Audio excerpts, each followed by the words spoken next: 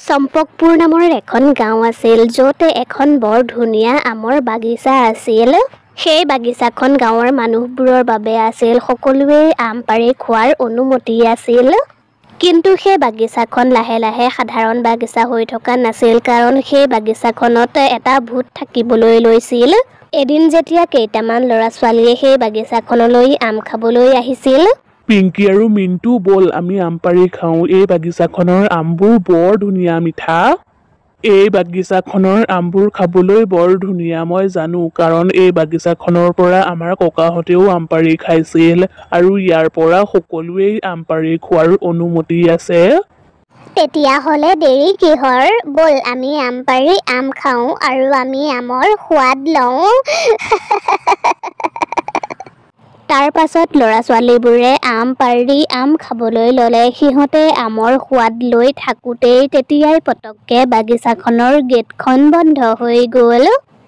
আৰে, গেটখন কেনেকৈ বন্ধ হৈ গ'ল? আমি এতিয়া ইয়াৰ পৰা বাহিৰলৈ কেনেকৈ যাম?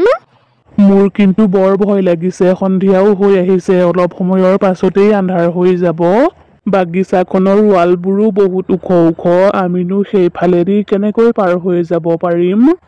আমি যদি সৰু ল'ৰা-ছোৱালী নহয় ডাঙৰ মানুহ হ'লোহেঁতেন, তেতিয়াহ'লে আমি ওখ ওখ হ'লোহেঁতেন আৰু তেতিয়া আমি সহজেই সেইফালেদি পাৰ হৈ যাব পাৰিলোহেঁতেন। হয় দে পিংকি, আমাৰতো ঘৰৰ মানুহবোৰেও নাজানে আমি যে ইয়াত। তেতিয়াই সিহঁতে তাত কাৰোবাৰ হাঁহিৰ শব্দ শুনা পালে। শব্দবোৰ শুনি সিহঁতে ভয়তে কঁপিবলৈ ধৰিলে। সেই শব্দটো ক'ৰ পৰা আহিছে? কেনেবাকৈ সেই হাঁহিৰ শব্দ ভূতৰ নহয়তো? মনে মনে থাকে পিংকু, যি টি কথা নকবি। ভূতলৈ মোৰ বহুত ভয় লাগে। ভয় লাগিবও লাগে। ভূতটো তাত প্ৰকট হোৱা দেখি তিনিওটা ল'ৰা-ছোৱালীৰে জীৱকেইটাও উৰি যোৱা যেন লাগিছিল। বচোৱা, আমাক বচোৱা, ভূত ভূত। তিনিওটা ল'ৰা-ছোৱালী ইফালৰ পৰা সিফালে পলাবলৈ ধৰিলে। ক'ত পলাই যাবি তহঁত? কাৰণ বাগিচাৰ গেট বন্ধ হৈ গ'ল। তহঁত মোৰ পৰা সাৰিব নোৱাৰ। আমাক যাবলৈ দিয়ক। আমিনো কি কৰিলো? আমাৰ কি ভুল আছিল? আমাক ক্ষমা কৰি দিয়ক। তহঁত ইয়ালৈ অহাটোৱেই তহঁতৰ ভুল আছিল। মই তহঁতক ক্ষমা কৰিব নোৱাৰো। ইয়ালৈ যোন মানুহেই আহে মই তাক ইয়াৰ পৰা ওলাই যাবলৈ নিদিওঁ। তহঁতে যে এই গছত লাগি থকা আমবোৰ দেখিছ, সেয়া সাধাৰণ আম নহয়। সেই সকলোবোৰ আম মানুহ হয়। ইয়ালৈ যোন মানুহেই আহে মই তাকেই আম বনাই গছত ওলমাই থৈ দিওঁ। কি? তাৰমানে আপুনি আমাকো আম বনাই থৈ দিব? ঠিকেই বুজিছ তহঁতে। তহঁত এতিয়া আম হবলৈ সাজু হ। তহঁত আৰু কেতিয়াও আমৰ পৰা মানুহ হ'ব নোৱাৰ। নাই নাই, নাই নাই। তাৰ পাছত ভূতটোৱে তাৰ যাদুৰ শক্তিৰে মিণ্টু, পিংকি আৰু পিংকুক আম বনাই সেই আমৰ গছবোৰত ওলমাই থৈ দিলে। আমাক এৰি দিয়ক। আমাক আকৌ মানুহ কৰি দিয়ক। আমাৰ বহুত ডাঙৰ ভুল হ'ল। আমি এই বাগিচাখনলৈ আহিবই নালাগিছিল।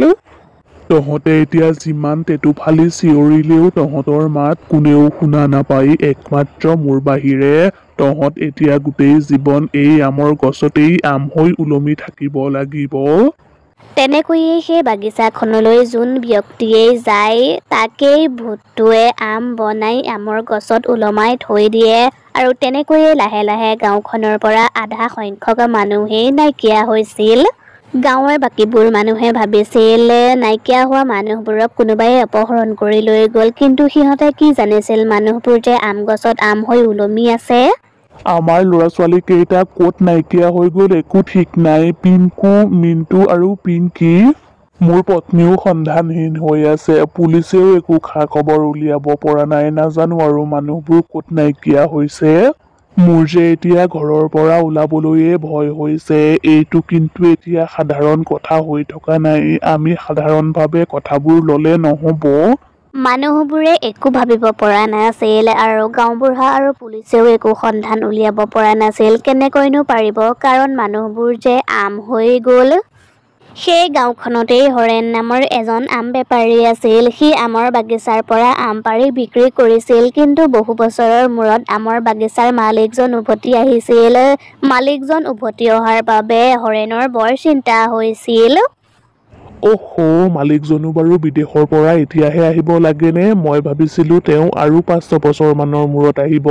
কিন্তু মই এতিয়া বাগিচাখনৰ পৰা আম কেনেকৈ ছিঙিম? কিন্তু মই হাৰ নামানো, কাৰণ এতিয়া আমৰ ছিজন চলি আছে। মই বেলেগ এখন আমৰ বাগিচা বিচাৰিব লাগিব। হৰেণে আমৰ বাগিচা বিচাৰি বিচাৰি সেই বাগিচাখন পালেহি য'ত ভূতটো থাকে। মই এই বাগিচাখনৰ কথা পাহৰিছিলোৱেই। মইতো ইয়ালৈ মোৰ বন্ধুবোৰৰ সৈতে আহি আম পাৰি খাইছিলো। মই ইয়াৰ পৰাই আম ছিঙি বিক্ৰী কৰিম, কাৰণ এই বাগিচাখন সকলোৰে বাবেই খোলা থাকে। ইয়াত কালৈকো ভয় কৰাৰ কথা নাই। হৰেণ সেই বাগিচাখনৰ ভিতৰলৈ যাবলৈয়ে লৈছিল, কিন্তু তেতিয়াই সি পতককে বাগিচাখনৰ ভিতৰত থকা সেই ভূতটোকে দেখা পালে। ভূত কোন ক'ত আছা? মোক বচোৱা।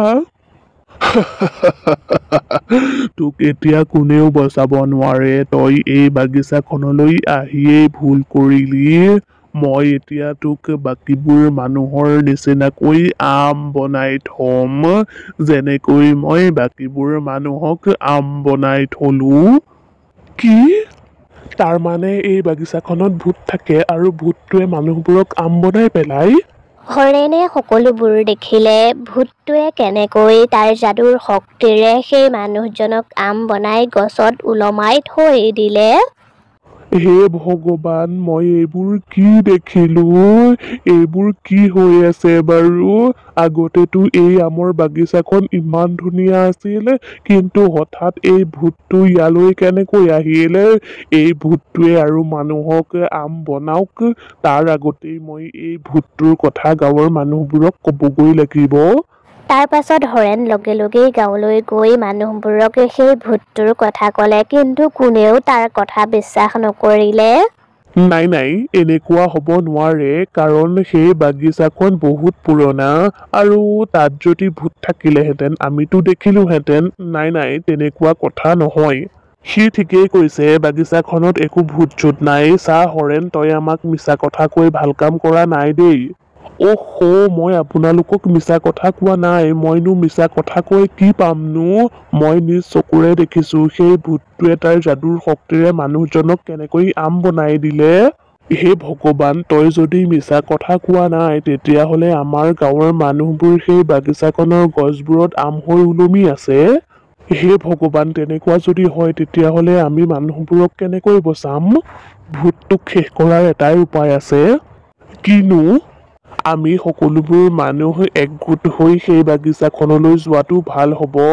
কিজানি আমি সকলোবোৰ মানুহ একেলগে গ'লে ভূতটোৱে আমাক একো কৰিব নোৱাৰিব। আপুনি কথাটো ঠিকেই কৈছে। সেই ভূতটো বাগিচাখনৰ পৰা আঁতৰিলেই মই আম গছৰ পৰা আম পাৰি বিক্ৰী কৰি পইচা উপাৰ্জন কৰিব পাৰিম। গাঁৱৰ মানুহবোৰ একগোট হৈ সেই বাগিচাখনলৈ গ'ল, আৰু তেতিয়াই ভূতটো উৰি উৰি সিহঁতৰ ওচৰলৈ আহিল আৰু খঙত ক'লে, তহঁত সকলোবোৰ ইয়ালৈ একেলগে আহি মোৰ কামটো সহজ কৰি পেলালি। ভালেই হ'ল, মই এতিয়া মোৰ যাদুৰে তহঁতক আম বনাই গছত ওলমাই থৈ দিম। তই আমাক একো কৰিব নোৱাৰ। তই আমাৰ নোম এডালো লৰচৰ কৰিব নোৱাৰ।